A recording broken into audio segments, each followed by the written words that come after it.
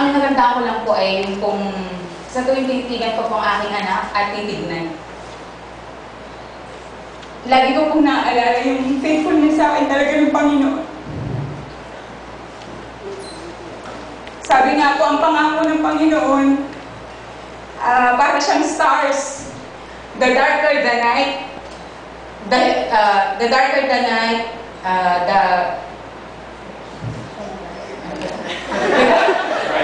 the brighter they shine. Sorry po, naano ko ng pakiyak.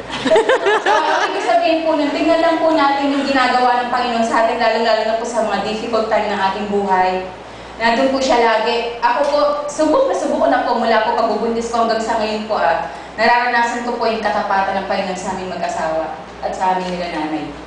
Kaya po, ang lahat po na nangyayari sa amin, sa aming anak na si Nathan, alam ko po na ang Panginoon po ang may plano nito para sa amin ni Mama. Kaya po, samahan niyo po ako sa mga prayers ko po para sa aming anak na patuloy po siya na